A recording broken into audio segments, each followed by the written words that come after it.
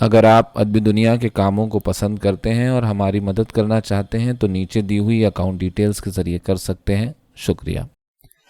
ہولیو کارتازار کی کہانی کھیل ختم، اردو ترجمہ محمود احمد قاضی۔ لینیشیا، ہالینڈا اور میں، ہم تینوں گرم موسم میں ارجنٹائن سینٹرل ٹریکس کے قریب کھیلنے جایا کرتی تھیں۔ ہم انتظار کرتی کہ اماں اور خالہ رت قیلولہ کے لیے جائیں تاکہ ہم سفید گیٹ کے پار نکل سکیں۔ برتن دھونے کے بعد اماں اور خالہ رت ہمیشہ تھک جایا کرتی تھیں، اور خاص طور پر اس وقت جب ہم برتن خشک کر رہی ہوتی تو کئی طرح کی بحثیں جنم لیتیں۔ چمچے فرش پر بکھر جاتے، ایسے الفاظ ادا کیے جاتے جن کا مطلب صرف ہم ہی سمجھ سکتی تھیں۔ اس وقت عموماً ایک ایسی فضا ہوتی جس میں ایک ناگوار سی بو ہوتی، جوز کی دردناک بھونک ابھرتی، اور کچن کی تاریکی میں ایک عجیب و غریب جھگڑا ایک طرح کے اضطراب پر منتج ہوتا۔ خصوصاً ہالینڈا اس طرح کے جھگڑے کا باعث بنتی۔ مثال کے طور پر وہ ایک دھوئے ہوئے گلاس کو پھر سے گندے پانی کے ٹب میں گرا دیتی، یا پھر اس طرح کا کوئی جملہ ادا کرتی کہ لوزا ہاؤس میں ایسے کاموں کے لیے 2 نوکرانیاں رکھی گئی تھیں۔ میری حرکت کچھ دوسری قسم کی ہوتی۔ میں خالہ رت کو مشورہ دیتی کہ اگر وہ پلیٹیں اور پیالیوں کو دھونے کے بجائے دوسرے برتنوں کو رگڑ رگڑ کر صاف کرے گی تو اس کے ہاتھوں کو الرجی ہو جائے گی، اور یہ وہ برتن تھے جن کو اماں دھونا پسند کرتی تھی، اور اس طرح میری اس تجویز پر ان دونوں کے درمیان اپنے من پسند برتن حاصل کرنے کے سلسلے میں ایک سرد جنگ کا آغاز ہو جاتا۔ خاندان کی فضول یادیں اور نصیحتیں چونکہ ہمیں بور کرتی تھیں، اس لیے ان سے بچنے کا ایک طریقہ یہ تھا کہ بلی کی کمر پر کھولتا ہوا پانی گرا دیا جائے۔ گرم پانی سے بلی کو زخمی کرنا تو یقیناً ایک بہت بڑا جھوٹ ہی ہو سکتا ہے۔ ہاں، اگر اس کے لیے ٹھنڈے پانی کی ترکیب استعمال کی جائے تو بہتر ہوگا۔ البتہ جوز گرم پانی سے کبھی نہ بھاگتا۔ جب ہم 220 فارنہائٹ کے قریب یا اس سے کم یا اس سے کافی گرم آدھا کپ پانی اس پر ڈالتے تو وہ بیچارہ جانور مجبوری کے ساتھ اس کو برداشت کرتا، اور اس سے اس کے بال بھی کبھی نہ جھڑتے۔ اس ساری دھما چوکڑی کا اصل مقصد سارے ماحول کو درہم برہم کرنا ہوتا تھا، اور جب اماں اور خالہ رت ہمارے پیچھے ڈنڈا لیے بھاگتیں تو ہم پچھلی طرف کے خالی کمروں تک پہنچنے کے لیے لمبے پورچ میں غائب ہو جاتی، جہاں لینیشیا پونسون دے ٹریل یا اسی طرح کی کوئی دوسری ناقابل فہم کتاب پڑھتے ہوئے ہمارا انتظار کر رہی ہوتی۔ عام طور پر اماں کافی دور تک ہمارا پیچھا کرتی، لیکن ہماری کھوپڑیوں کو چٹکھانے کی اس کی خواہش جلد ہی ہوا ہو جاتی، کیونکہ ہم اس سے پہلے ہی دروازہ بند کر چکی ہوتی اور اداکاروں جیسا جذباتی تاثر پیدا کرتے ہوئے رحم کے لیے گڑ گڑا رہی ہوتی۔ اماں جو اب تھک چکی ہوتی تھی، یہ فقرہ دہراتے ہوئے واپس چلی جاتی کہ یہ بدماش کسی دن گلی ہی میں مر کھپ جائے گی، اور ہمارے مرنے کھپنے کی جگہ بقول اماں کے ارجنٹائن سینٹرل ٹریکس تھے۔ اور ایسا تب ہوتا جب گھر میں نارمل حالات پیدا ہو جاتے اور خاموشی چھا جاتی، اور حتیٰ کہ بلی بھی لیموں کے درخت کے نیچے اپنا جسم پھیلا کر سستانے لگتی، اور بھیڑوں کی بھنبھناہٹ کے ساتھ خوشبوئیں بھی ہر طرف پھیل جاتی۔ ایسے میں چپکے سے ہم سفید گیٹ کھولتی اور پھر اسے دوبارہ اس طرح زور سے بند کرتی جیسے کہ ہوا کے تھپیڑے نے ایسا کیا ہو، اور پھر آزادی کے احساس میں نہائی ہوئی ہم باہر کی طرف لڑک جاتی، اور تب دائیں طرف واقع نچلے پشتے تک پہنچنے کے لیے ہم دوڑ لگاتی، اور یہاں کھلے میں ہم اپنی اس سلطنت کا خاموشی سے جائزہ لیتی۔ ہمارے گھر کے پچھواڑے کے مخالف سمت میں جہاں ٹریکس کا لمبا چوڑا اختتام ہوتا تھا، وہی ہماری سلطنت کا علاقہ تھا۔ وہاں ڈھلان تھی جس پر بجری بچھی تھی اور ایک دوسرے سے جڑے دوہرے راستے تھے، اور وہاں روڑوں کے درمیان خاموش چھدری گھاس تھی جہاں ابرق، سنگ مردہ اور گرینائٹ کے معدنی اجزاء 2 بجے سہ پہر کے سورج کی روشنی میں بالکل اصلی ہیروں کی طرح چمکتے تھے۔ جب ہم ریل کی پٹری کو چھونے کے لیے جھکتیں تو اس کام میں ہم زیادہ وقت نہ لگاتیں۔ اصل میں ہمیں ٹرین کے نیچے آنے سے زیادہ گھر سے دیکھ لیے جانے کا دھڑکا لگا رہتا تھا۔ یہاں سڑک پر بچھے پتھر کی گرمی ہمارے گالوں اور کانوں کو نمالود سا کر دیتی۔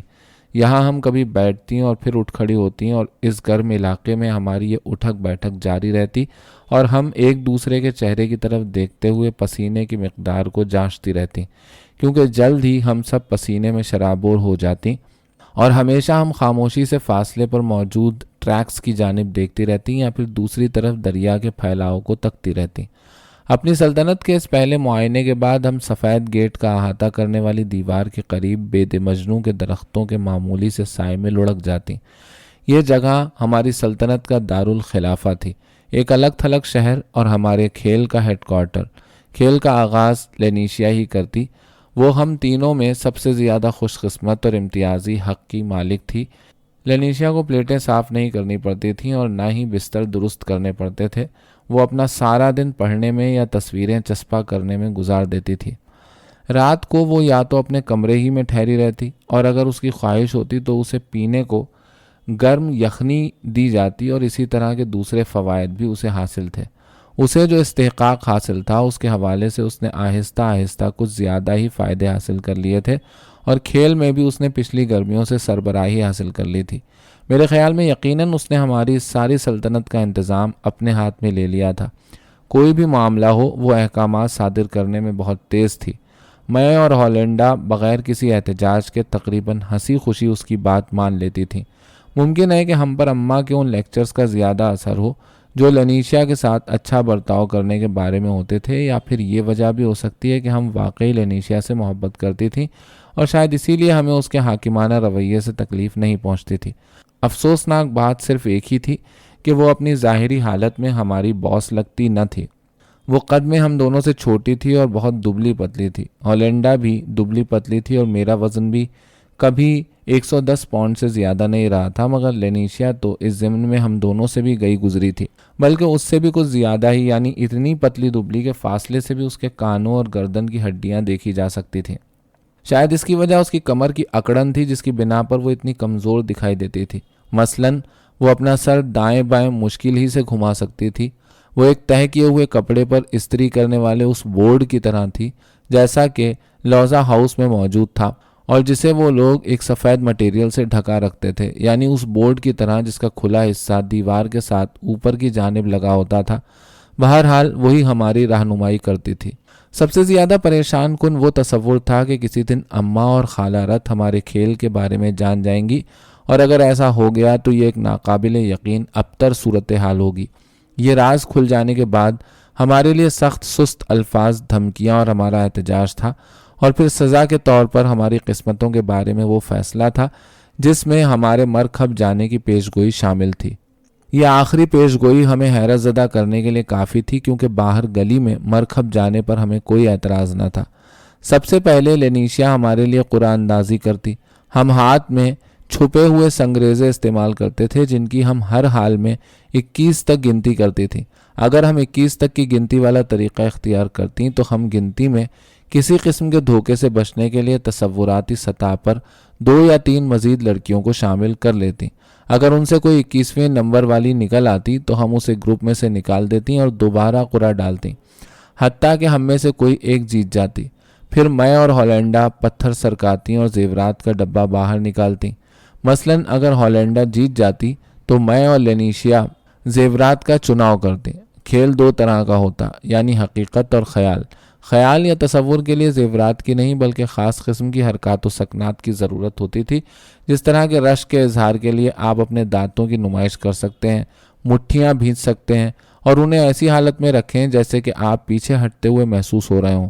اب اگر آپ خیرات دینے کا خیال پیش کرنا چاہتے ہیں تو اس کے لیے آپ کا چہرہ بالکل فرشتوں جیسا ہونا چاہیے، آنکھیں اوپر آسمان کی طرف تک رہی ہوں، جبکہ آپ کے ساتھ کسی نظر نہ آنے والی یتیم کو کوئی چیز، مثلاً کپڑے کا ٹکڑا، ایک گیند یا بید مجنوں کی کوئی شاخ پکڑا رہے ہوں۔ شرم اور خوف کا اظہار آسان تھا۔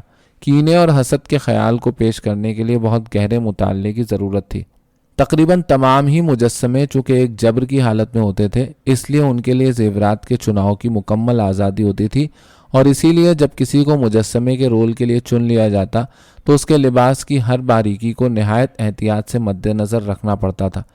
اس کھیل کا یہ اصول تھا کہ جسے مجسمے یعنی حقیقت کا رول ادا کرنا ہوتا تھا وہ زیورات کا چناؤ نہیں کر سکتی تھی، بلکہ باقی کے 2 اشخاص بحث و تمہیز کے بعد زیورات اس پر سجاتے تھے۔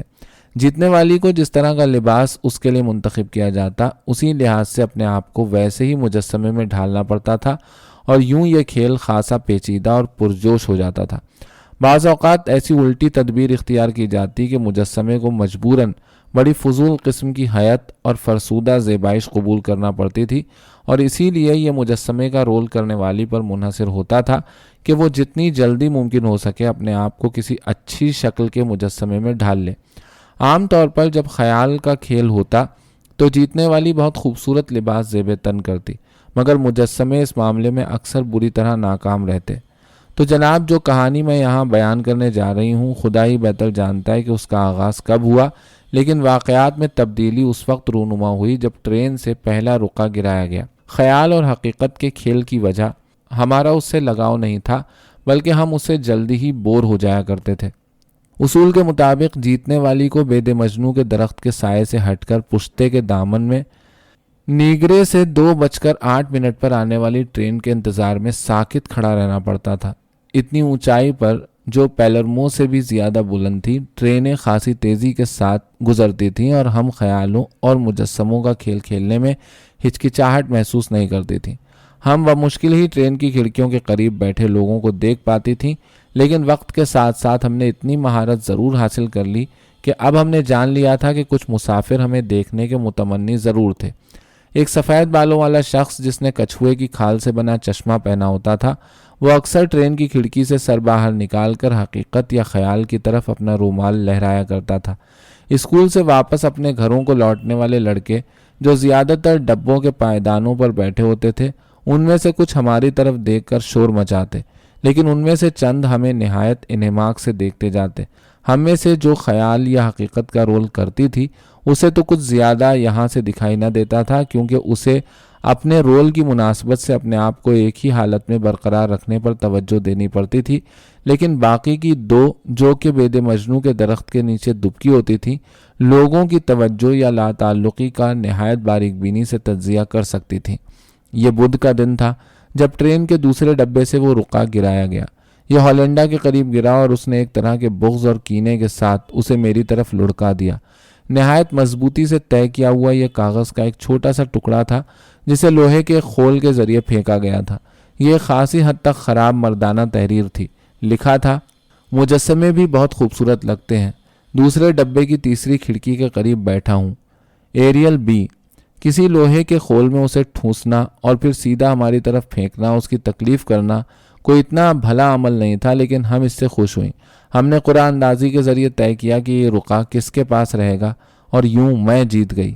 دوسرے دن ہم سے کوئی بھی کھیل میں شریک ہونا نہیں چاہتی تھی، کیونکہ ہم تینوں یہ دیکھنا چاہتی تھیں کہ ایریل بی کیسا ہے، لیکن ہم ڈرتی تھیں کہ ہماری حرکت کا وہ کوئی غلط مطلب نہ نکالے، اس لیے ہم نے کھیل کے لیے قرعہ ڈالا اور لینیشیا جیت گئی۔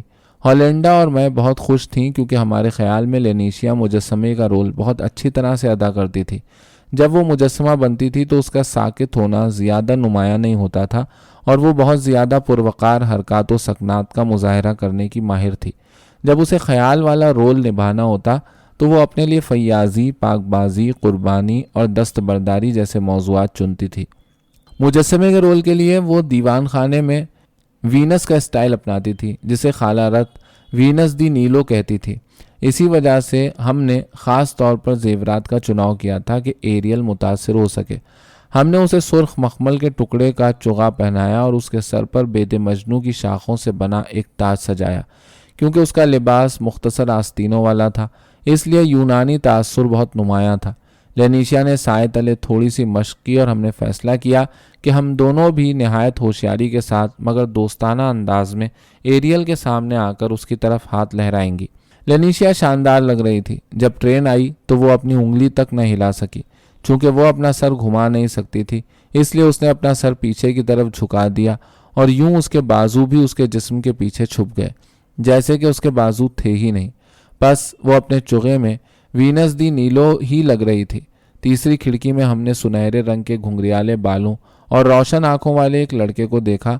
جب میں نے اور ہالینڈا نے اسے دیکھتے ہوئے ہاتھ لہرائے تو وہ خوش کن انداز میں مسکرا دیا۔ ٹرین تو چشم زدن میں گزر گئی تھی، لیکن ہم 4:30 بج جانے تک اسی بحث میں لگی تھیں کہ آیا اس نے گہرے رنگ کا سوٹ پہن رکھا تھا، کیا اس کی ٹائی سرخ رنگ کی تھی، اور کیا واقعی وہ ایک اچھا شخص تھا یا کہ کرخت۔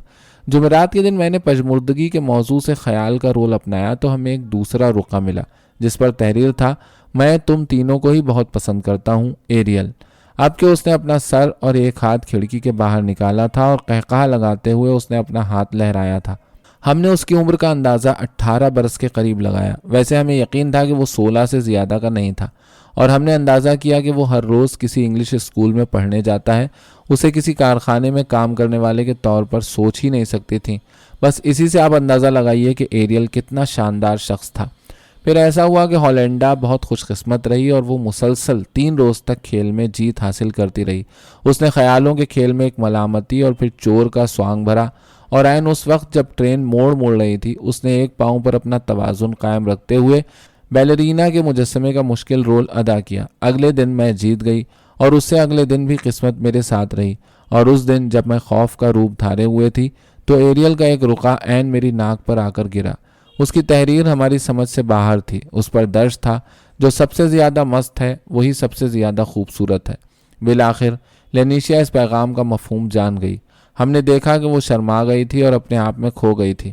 ہالینڈا اور میں ایک دوسرے کی طرف کسی قدر غصے کے ساتھ دیکھتی رہیں۔ ایریل کے متعلق ہماری فیصلہ کن رائے یہ تھی کہ وہ ایک چغت تھا، مگر ہم نے اس کا اظہار بیچاری فرشتہ سیرت لڑکی لینیشیا پر نہ کیا کہ کہیں اسے دکھ نہ پہنچے۔ وہ منہ سے تو کچھ نہ بولی، لیکن اس کا احساس یہی تھا کہ یہ رقعہ اسی کے لیے تھا، اور پھر اس نے اسے اپنے پاس رکھ لیا۔ اس دن ہم خاموشی سے گھر کی طرف پلٹیں اور رات کو ہماری آپس میں ملاقات نہیں ہوئی۔ رات کو کھانے کی میز پر لینیشیا بہت خوش تھی۔ اس کی آنکھیں چمک رہی تھیں، اور اماں نے اس دوران 1-2 بار خالہ رت کی جانب یوں دیکھا جیسے کہ وہ بھی اندر سے بہت خوش ہو۔ ان دنوں اس پر طاقت کا ایک نسخہ آزمایا جا رہا تھا، اور لطف کی بات یہ ہے کہ معجزانہ طور پر اس کا اثر وہ قبول کر رہی تھی اور پہلے سے بہتر لگ رہی تھی۔ سونے سے پہلے میں نے اور ہالینڈا نے معاملات پر غور کیا۔ ہم اپنی منزل کی طرف رواں ٹرین سے یا ایریل کے گرائے گئے رقعے کی وجہ سے پریشان نہیں تھیں، بلکہ ہمیں ایسا محسوس ہو رہا تھا کہ لینیشیا اپنے خاص حق کی بنا پر ہم پر اپنی برتری جتانے کی کوشش کر رہی تھی۔ وہ جانتی تھی کہ ہم اس سے کوئی باس پرس نہیں کریں گی، کیونکہ کسی گھر میں اگر کوئی بیمار ہو، ذرا دوسروں سے کمزور ہو، تو سبھی اس بات کا خیال رکھتے ہیں کہ ایسے شخص کے سامنے کوئی ایسی ویسی بات منہ سے نہ نکالی جائے، مگر کسی ایسے شخص کو ناجائز فائدہ بھی نہیں اٹھانا چاہیے جس کا مظاہرہ لینیشیا میز پر کر رہی تھی۔ جس طرح اس نے وہ رقعہ اپنے پاس رکھ لیا، اس کے ایسے رویے کا ثبوت تھا۔ اس رات میں نے ٹرینوں کے متعلق ڈراؤنے خواب دیکھے۔ میں نے دیکھا کہ صبح کا وقت ہے اور میں چلی جا رہی ہوں۔ میرے ہر طرف ریلوے لائنیں ہیں۔ ان ریلوے لائنوں کے بچھے ہوئے جال کے درمیان چلتے ہوئے میں ریلوے انجن کو اپنی طرف بڑھتا ہوا محسوس کرتی ہوں۔ میں سوچتی ہوں کہ یہ میری بائیں طرف سے ہو کر گزر جائے گا، پھر مجھے محسوس ہوتا ہے کہ جیسے انجن میرے پیچھے سے آ رہا ہو، اور پھر یوں بھی محسوس ہوا کہ جیسے انجن ایک طرف سے آئے گا اور مجھے کچلتا ہوا نکل جائے گا۔ لیکن جب میں بیدار ہوئی تو یہ خدشہ جاتا رہا، کیونکہ لینیشیا درد سے تڑپ رہی تھی اور ہمیں لباس بدلنے میں اس کی مدد کرنا پڑی۔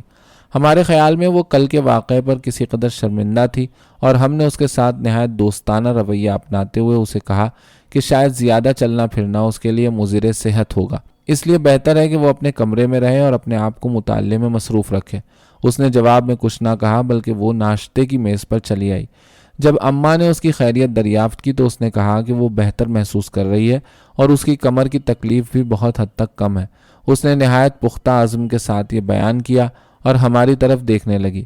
اس سہ پہر کو کھیل میں میری جیت ہوئی، مگر اس لمحے پتہ نہیں مجھے کیا ہوا، کوئی وجہ بتائے بغیر میں نے لینیشیا سے کہا کہ وہ میری جگہ لے سکتی ہے، کیونکہ وہ نوجوان اسے ہم دونوں پر ترجیح دے رہا تھا، اس لیے لگتا تھا کہ وہ پلکیں جھپکائے بغیر اسے دیکھتا رہے گا۔ یہ مجسمے والا کھیل تھا۔ ہم نے زندگی کو سادہ بنانے کے لیے اس کے لیے سادہ ہی چیزوں کا انتخاب کیا۔ اس نے چینی شہزادی بننا پسند کیا۔ اس کے ارد گرد ہوا ہولے ہولے چل رہی تھی اور اس کے ہاتھ آپس میں یوں پیوست تھے جیسے کہ چینی شہزادیاں اپنی عادت کی وجہ سے ایسا کرتی ہیں۔ جب ٹرین گزری تو ہالینڈا بید مجنو کے درخت کے نیچے پیٹھ کے بل لیٹی ہوئی تھی، مگر میں نے واضح طور پر دیکھا کہ ایریل کی نگاہیں صرف اور صرف لینیشیا پر مرکوز تھیں۔ جب تک ٹرین موڑ نہیں مڑی تب تک وہ لینیشیا کی طرف مسلسل دیکھتا رہا، جبکہ لینیشیا اسی آسن میں بے حس و حرکت کھڑی رہی اور نہیں جانتی تھی کہ ایریل صرف اس کو دیکھتا رہا تھا۔ لیکن جب ہم درخت کے نیچے سستانے کی غرض سے بیٹھیں تو محسوس ہوا کہ وہ تو اس بات سے بخوبی آگاہ تھی، اس لیے وہ بہت خوش بھی تھی، اور اس نے اس شام کو اور پھر رات بھر یہی لباس زیب تن کیے رکھا۔ بدھ کے دن صرف میرے اور ہالینڈا کے درمیان قرآن اندازی ہوئی، کیونکہ لینیشیا کے خیال میں آج اس کی باری نہیں بنتی تھی۔ ہالینڈا اس لحاظ سے تو خوش قسمت رہی کہ وہ جیت گئی، مگر ایریل کا رقعہ میرے قریب آن گرا۔ جب میں نے اسے اٹھایا تو میری خواہش تھی کہ میں یہ رقعہ لینیشیا کو دے دوں، لیکن پھر میں نے سوچا کہ کیا یہ ضروری ہے کہ ہر ایک کی خواہشات کا احترام کیا جائے، اور پھر میں نے اسے آہستہ سے کھول لیا۔ ایریل نے لکھا تھا کہ کل وہ اگلے اسٹیشن پر اترے گا اور پھر وہ کچھ دیر کے لیے ان کے ساتھ گپ شپ کے لیے پشتے پر آئے گا۔ سارا کچھ بڑے بے ڈھنگے پن سے لکھا گیا تھا، مگر آخری فقرہ بہت خوبصورت انداز میں تحریر تھا۔ لکھا تھا، تینوں مجسموں کے لیے محبتیں۔ اس کے دستخطوں کا انداز اگرچہ شکستہ تھا، مگر ان کے حوالے سے ہم اس کی شخصیت کے بارے میں جاننے کی کوشش کر رہی تھیں۔ جب ہم ہالینڈا کے زیورات اتار رہی تھیں تو ایک آدھ بار لینیشیا نے میری طرف دیکھا، حالانکہ وہ کوئی تبصرہ نہیں کر رہی تھی، مگر میں اس کے خیالات کو پڑھ سکتی تھی۔ ایریل کی آمد خاصی پریشان کن تھی، کیونکہ اس نئی صورتحال میں ہم میں سے ہر ایک کو کسی فیصلے پر پہنچنا تھا۔ اگر گھر میں کسی کو اس واقعے کی اطلاع ہو جاتی، یا لوزہ گھرانے کی حاسد لومڑی جیسی لڑکیوں کو جو ہر وقت ہماری ٹوہ میں رہتی تھیں اس بات کا پتہ چل جاتا، تو خاصی پیچیدگی بھی ہو سکتی تھی۔ اور پھر یہ بھی تھا کہ خود ہمارا اس ضمن میں خاموش رہنا ناقابل قیاس تھا۔ ہم نے خاموشی سے ایک دوسرے کی طرف دیکھتے ہوئے زیورات سمیٹے اور سفید گیٹ پار کر کے گھر میں داخل ہو گئیں۔ خالہ رتھ نے مجھے اور ہالینڈا کو بلی کو نہلانے کے لیے کہا، اور لینیشیا کو شام کی دوا پلانے کے لیے اسے اپنے ساتھ لے گئیں، اور یوں ہم نے اپنے خیالات سے چھٹکارا حاصل کر لیا۔ بہرحال یہ اچھا لگ رہا تھا کہ ایریل ہم سے ملنے آ رہا تھا۔ ہم اس سے پہلے ایسے کسی دوست سے نہیں ملی تھی۔ حالانکہ ہمارے کزن سے ہماری ملاقات رہی تھی، مگر وہ خاموش قسم کا پہلی رفاقت کے راز و نیاز میں یقین رکھنے والا لڑکا کسی شمار میں نہ تھا۔ ہم اپنی توقعات کے حوالے سے خاصی نروس تھیں۔ ہالینڈا مجھ سے زیادہ دلیر نکلی اور اس نے لینیشیا کا مسئلہ چھیڑ دیا۔ مجھے نہیں معلوم کہ میں کیا سوچ رہی تھی۔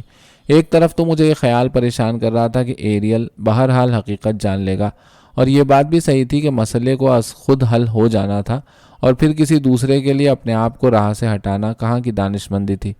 میں حقیقتاً یہ چاہتی تھی کہ لینیشیا، جو پہلے ہی بہت کچھ سہ چکی تھی اور اب اس کا علاج ہو رہا تھا، وہ کسی نئی مصیبت میں مبتلا نہ ہو۔ اس رات اماں ہمیں خاموش دیکھ کر بہت حیران تھی کہ یا اللہ، یہ کیسا معجزہ ہے! کیا ان کی زبان بلی کاٹ کے لے گئی ہے؟ اماں نے خالہ رت کی طرف دیکھا۔ ان دونوں کو شبہ تھا کہ ہم نے ضرور کوئی ایسی حرکت کی ہے جس پر اب ہمارا ضمیر ہمیں ملامت کر رہا تھا۔ لینیشیا نے بہت کم کھایا۔ اس نے اپنی تکلیف کا اظہار کرتے ہوئے کمرے میں جانے کی اجازت مانگی تاکہ وہ رکمبولے کا مطالعہ کر سکے۔ اگرچہ لینیشیا نے منع کیا، لیکن اس کے باوجود ہالینڈا نے کمرے تک جانے میں اس کی مدد کی۔ میں کچھ بننے بیٹھ گئی، اور ایسا میں تبھی کرتی تھی جب میں بہت نروس ہوتی تھی۔ دوبارہ میں نے لینیشیا کے کمرے میں جانے کا سوچا۔ میں سمجھ نہیں پا رہی تھی کہ وہ دونوں کمرے میں اکیلی کیا کر رہی تھی، لیکن پھر جلدی ہالینڈا ایک خاص قسم کی پراسرار ریت کے ساتھ واپس ہوئی، اور جب تک اماں اور خالہ رت نے میز سے برتن نہ ہٹا لیے وہ ایک لفظ بھی نہ بولی، اور تب اس کے بعد وہ گویا ہوئی۔ وہ کل وہاں نہیں جانا چاہتی۔ اس نے ایک خط لکھا ہے، اور اس کا کہنا ہے کہ اگر وہ اس کے بارے میں بار بار سوال کرے تو ہم یہ خط اسے دے دیں۔ ہالینڈا نے اپنے بلاؤز میں ہاتھ سرکا کر خط نکالا۔ یہ ہلکے بنفشی رنگ کا لفافہ تھا۔ عین اسی لمحے ہمیں برتن خشک کرنے کے لیے اندر بلا لیا گیا، اور اس رات ہم جو کتے جوز کے نہلانے کی مشقت اور اپنے خیالات کے بوجھ تلے دب کر تھک رہی تھیں، اپنے معمول سے پہلے ہی سو گئیں۔ اگلی صبح مارکیٹ جانے کی میری باری تھی، اور اس سارے وقت میں نے لینیشیا کو نہیں دیکھا۔ وہ اپنے کمرے میں ہی پڑی رہی۔ لنچ پر جانے سے پہلے ایک لمحے کے لیے اس کے کمرے میں جھانکا، اور وہ کھڑکی کے قریب کئی تکیوں کے سہارے ہاتھ میں رکمبولے کا نیا ناول لیے بیٹھی تھی۔ اس کی حالت اچھی نہیں لگ رہی تھی، مگر اس نے قہقہا لگاتے ہوئے بتایا کہ یہاں کمرے میں ایک شہد کی مکھی کو باہر جانے کا راستہ نہیں مل رہا تھا، اور یہ کہ اس نے رات کو بہت پرلطف خواب دیکھے تھے۔ میں اسے کہنا چاہتی تھی کہ افسوس کہ آج تم ہمارے ساتھ باہر نہیں جا سکو گی، مگر مجھے اپنا مفہوم واضح کرنے میں دقت محسوس ہو رہی تھی، اور میں نے کہا اگر تم چاہو تو ہم ایریل کو تمہاری پریشان حالت کی وضاحت کر دیں گی۔ میری اس تجویز کا اس نے کوئی جواب نہیں دیا اور خاموش پڑی رہی۔ میں نے چند لمحوں کے لیے اصرار کیا کہ اسے وہاں چلنا چاہیے۔ میں نے اسے تسلی آمیز لہجے میں کہا کہ اسے گھبرانا نہیں چاہیے۔ پھر میں نے اسے مثال دیتے ہوئے کہا کہ سچی لگن کسی پابندی یا ایسی ہی کسی اور رکاوٹ کو کبھی خاطر میں نہیں لاتی، لیکن اس سے کچھ کہنا مشکل ثابت ہو رہا تھا کیونکہ وہ کھڑکی میں سے باہر دیکھ رہی تھی اور یوں محسوس ہوتا تھا کہ وہ ابھی رو دے گی۔ آخر کار میں یہ کہہ کر وہاں سے اٹھی کہ اماں مجھے بلا رہی ہے۔ لنچ ختم ہونے کا نام ہی نہ لیتا تھا، اور ہولنڈا نے جب ٹماٹر کی چٹنی کو میز پوش پر گرا دیا تو خالہ رت نے اسے ایک عدد تھپڑ رسید کر دیا۔ اب مجھے برتن صاف کرنے تو یاد نہیں، البتہ اتنا پتہ ہے کہ ہم دونوں ایک دم باہر گئی تھیں۔ پھر ہم نے بید مجنوں کے درخت تلے جا کر سانس لیا تھا۔ ہم بہت خوش تھیں، ایک دوسرے سے لپٹتی چلی جا رہی تھیں اور ہم دونوں آپس میں معمولی سا بھی حسد محسوس نہیں کر رہی تھیں۔ ہالینڈا نے وضاحت کرتے ہوئے کہا، ہم ایریل کو اپنی پڑھائی کے متعلق سب کچھ بتائیں گی تاکہ وہ متاثر ہو سکے، کیونکہ ہائی اسکول میں پڑھنے والے اکثر لڑکے ایسی لڑکیوں کو پسند نہیں کرتے جو اسکول میں محض ہوم اکنامکس کا سبق پڑھتی ہیں اور ابھی سینے پرونے کے کام سیکھنے میں لگی ہوئی ہیں۔ جب 2:08 پر ٹرین گزری تو ایریل نے پرجوش انداز میں اپنا ہاتھ لہرایا اور ہم نے پھولوں سے مزین اپنے رومال ہلا کر اسے خوش آمدید کہا۔ تقریباً 20 منٹ بعد وہ پشتے کی طرف آتا ہوا دکھائی دیا۔ اس کا قد ہمارے اندازے سے کچھ زیادہ تھا۔ اس نے خاکستری رنگ کا لباس پہن رکھا تھا۔ اب مجھے ٹھیک طور سے یاد نہیں کہ اس نے بات کہاں سے شروع کی تھی۔ وہ یہاں اپنے آنے اور رکوں کے بارے میں بتاتے ہوئے شرما رہا تھا۔ اس نے بہت اچھے انداز میں گفتگو کی۔ اس نے فوراً ہی ہمارے کھیل، خیال اور حقیقت کی تعریف کی، اور پھر اس نے ہمارے نام پوچھے اور یہ بھی پوچھا کہ تیسری والی کیوں نہیں آئی۔ ہالینڈا نے لینیشیا کے نہ آنے کی وجہ بتائی۔ اس نے اس کے نہ آنے پر افسوس کا اظہار کیا اور یہ بھی کہا کہ لینیشیا بہت عمدہ نام ہے۔ پھر اس نے انڈسٹریل ہائی اسکول کے متعلق بتایا۔ اس نے ناخوشگواری سے کہا کہ یہ انگلش اسکول نہیں تھا، وہ ہمارے زیورات دیکھنے کا متمنی تھا۔ ہالینڈا نے ایک پتھر کے نیچے دبی ہوئی چیزیں اسے دکھائیں۔ اس نے انہیں بہت پسند کیا۔ وہ کسی ایک زیور کو اٹھا لیتا اور کہتا، ایک دن لینیشیا نے یہ زیور پہنا تھا، یا کہ یہ مشرقی مجسمے کے لیے تھا۔ اس سے اس کی مراد چینی شہزادی والا مجسمہ تھا۔ ہم درخت کے نیچے آ بیٹھے۔ وہ خوش تھا مگر اس کی توجہ بٹی ہوئی تھی اور وہ محض نرم مزاجی کا مظاہرہ کر رہا تھا۔ جب گفتگو خاموشی میں تبدیل ہو گئی تو ہالینڈا نے 2-3 بار میری طرف دیکھا۔ ہم دونوں عجیب و غریب صورتحال سے دوچار تھیں۔ ہم اس صورتحال سے نکلنا چاہتی تھیں۔ ہم نے سوچا کاش ایریل ہمیں ملنے نہ آیا ہوتا۔ اس نے دوبارہ پوچھا کہ کیا لینیشیا بیمار تھی۔ ہالینڈا شاید اسے بتانے ہی والی تھی، لیکن پھر اس نے بات بدلتے ہوئے صرف اتنا کہا کہ وہ نہیں آ سکتی۔ ایریل مٹی پر ایک چھڑی سے آڑی تلچھی لکیریں کھینچ رہا تھا اور بار بار سفید گیٹ کی طرف دیکھ رہا تھا۔ ہم جانتی تھیں کہ وہ کیا سوچ رہا تھا۔ اسی لمحے ہالینڈا نے بنفشی رنگ کا وہ لفافہ نکال کر اسے تھما دیا۔ وہ لفافہ ہاتھ میں پکڑے حیران سا کھڑا تھا۔ جب ہم نے اسے بتایا کہ یہ اس کے لیے لینیشیا نے دیا ہے تو وہ قدرے شرما گیا۔ اس نے بغیر پڑھے خط کو اپنی جیکٹ کی جیب میں ڈال لیا۔ شاید وہ ہمارے سامنے اسے پڑھنا ہی نہیں چاہتا تھا۔ اس نے کہا کہ اسے یہاں آ کر اور ہم سے مل کر خوشی ہوئی تھی، مگر ہم محسوس کر رہی تھیں کہ ہماری یہ ملاقات بس رسمی سی تھی، اور بعد میں ہم اس کی خاکستری رنگ کی آنکھوں اور اس کی اداس مسکراہٹ کے بارے میں ہی سوچتی رہی تھیں۔ اور جدا ہوتے وقت جب اس نے شاید کبھی پھر ملے جیسا فقرہ ادا کیا تو ہمیں محسوس ہوا کہ یہ تو اپنے ہاں کے الفاظ نہ تھے بلکہ ماورائی الفاظ تھے، اور خاص شاعرانہ بھی۔ ہم نے لینیشیا کو، جو گھر کے صحن میں اگے لیموں کے درخت کے نیچے کھڑی ہماری منتظر تھی، سب کچھ بتا دیا۔ میں اس سے پوچھنا چاہتی تھی کہ اس نے خط میں کیا لکھا تھا۔ میں وہ خط نہیں پڑھ سکی تھی کیونکہ اس نے لفافہ بند کر کے ہالینڈا کو دیا تھا۔ میں اسے خط کے مضمون کے بارے میں نہ پوچھ سکی۔ البتہ میں نے اسے یہ ضرور بتایا کہ ایریل ہمیں کیسا لگا تھا، اور یہ کہ وہ بار بار اس کے متعلق پوچھتا رہا تھا۔ سب کچھ اسے بتانا آسان کام نہ تھا کیونکہ یہ بیک وقت ایک خوشگوار بات بھی تھی اور غمناک بھی۔ ہم دونوں نے دیکھا کہ وہ خوش بھی بہت تھی مگر ساتھ ہی ساتھ وہ رو بھی رہی تھی۔ ہم نے اس سے یہ کہہ کر اجازت لی کہ خالہ رت ہمیں بلا رہی تھی۔ ہم جب اسے رخصت ہوئیں تو وہ لیموں کے درخت پر موجود بھیڑوں کی طرف دیکھ رہی تھی۔ رات کو جب ہم سونے جا رہی تھیں تو ہالینڈا نے مجھ سے کہا، تم دیکھ لینا، کل سے کھیل ختم ہو جائے گا۔ لیکن ہالینڈا زیادہ نہیں تو کسی حد تک غلط تھی کیونکہ اگلے دن اپنے مخصوص وقت پر لینیشیا نے ہمیں باہر چلنے کا اشارہ کیا۔ ہم حیرانی کے ساتھ اور کسی قدر بے دلی کے ساتھ برتن دھونے چل پڑیں۔ لینیشیا کا یہ رویہ بہت عجیب تھا جو کہ صحیح نہ تھا۔ وہ گیٹ پر ہماری منتظر تھی۔ جب ہم اپنے اس خاص درخت کی جانب چلنے لگیں تو تقریباً خوف کے مارے ہمارا دم ہی نکل گیا جب ہم نے دیکھا کہ وہ اپنی جیب سے اماں کا ایک موتیوں جڑا گولو بند اور اس کے بندے اور خالہ رت کے ہیرے والے بندے نکال رہی تھی۔ اگر لوزہ گھرانے کی کٹکھنی لڑکیاں ہماری نگرانی کر رہی ہیں اور وہ ہمیں ان ہیروں جڑے زیورات کے ساتھ دیکھ لیتی ہیں یا اماں کو کسی طرح خبر ہو جاتی ہے تو وہ ہمیں جان سے مار سکتی تھیں۔ لیکن لینیشیا خوفزدہ نہیں تھی بلکہ اس نے کہا کہ سارے نتائج کی وہ خود ذمہ دار ہوگی۔ اس نے ہماری طرف دیکھے بغیر مزید کہا، آج تم سب کچھ مجھ پر چھوڑ دو۔ ہم نے اسی وقت سارے زیورات باہر نکال لیے۔ ہم لینیشیا کے ساتھ مہربانی کے ساتھ پیش آنا چاہتی تھیں اور اسے ہر خوشی دینا چاہتی تھیں، حالانکہ اندر سے ہم کسی قدر اس سے بغض رکھتی تھیں۔ حقیقت کے کھیل کا انتخاب ہوا۔ ہم نے وہ خوبصورت چیزیں چنی جو کہ ہیروں کے ساتھ سج سکتی تھیں، یعنی بالوں میں سجانے کے لیے مور کے پر، ایک پوستین جو دور سے ننھی منھی سلور فاکس کی طرح لگ رہی تھی، اور ایک گلابی رنگ کا نقاب جو اس نے پگڑی کی طرح سر پر پہن رکھا تھا۔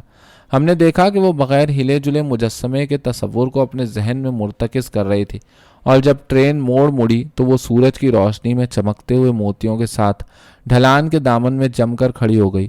اس نے اپنے بازو اوپر اٹھائے جیسے کہ وہ حقیقت کا نہیں بلکہ کسی خیال کا کھیل کھیلنے جا رہی ہو۔ اس کے ہاتھ فضا میں بلند تھے اور اس کا سر پیچھے کو ڈھلکا ہوا تھا۔ وہ بیچاری اپنے سر کو اسی سمت میں لے جا سکتی تھی۔ اس نے اپنے جسم کو پیچھے کی طرف اس حد تک جھکا لیا تھا کہ ہم ڈر سی گئیں۔ ہمارے لیے یہ عجیب نظارہ تھا۔ اس نے اب تک جتنے بھی مجسموں کا رول ادا کیا تھا، یہ ان میں سب سے جدا تھا۔ ایریل نے اپنے آدھے جسم کو کھڑکی سے باہر نکالتے ہوئے اپنے سر کو گھمایا۔ وہ ہماری طرف نہیں بلکہ صرف اسے ہی دیکھے جا رہا تھا، حتیٰ کہ ٹرین فوراً ہی ہماری نظروں سے دور ہو گئی۔ ہم نہیں جانتی کہ کیوں، لیکن ہم دونوں فوراً ہی لینیشیا کی طرف بھاگ کھڑی ہوئی تھی، کیونکہ وہ ابھی تک بے حس و حرکت اسی جگہ کھڑی تھی اور آنسوؤں سے اس کا چہرہ بھیگ گیا تھا۔ اس نے ہمیں ناراضگی سے نہیں بلکہ نرمی سے ایک طرف دھکیل دیا، لیکن ہم نے تمام موتیوں وغیرہ کو اس کی جیب میں ڈالنے میں اس کی مدد کی۔ پھر وہ اکیلی ہی گھر کی طرف چل دی اور ہم آخری بار زیورات کو ان کے ڈبے میں منتقل کر رہی تھی۔ ہم تقریباً جانتی تھیں کہ کیا ہونے والا ہے، اور دوسرے دن ہم معمول کے مطابق درخت کے نیچے پہنچ گئیں، صرف ہم دونوں، کیونکہ خالہ رت نے مکمل خاموشی اختیار کرنے کا حکم دے دیا تھا تاکہ لینیشیا جو کہ تکلیف میں تھی آرام سے سو سکے۔ جب ٹرین قریب آئی تو ہمیں تیسری کھڑکی خالی دیکھ کر اچنبھا نہیں ہوا، اور جب ہم دونوں ایک دوسرے کو کسی قدر غصے اور اطمینان کے ساتھ گھور رہی تھیں تو ہم اپنے خیالوں میں ایریل کو ڈبے کی دوسری سمت میں اپنی سیٹ پر ساکت بیٹھے اپنی خاکستری رنگ کی آنکھوں سے دریا کی جانب دیکھتے ہوئے محسوس کر رہی تھیں۔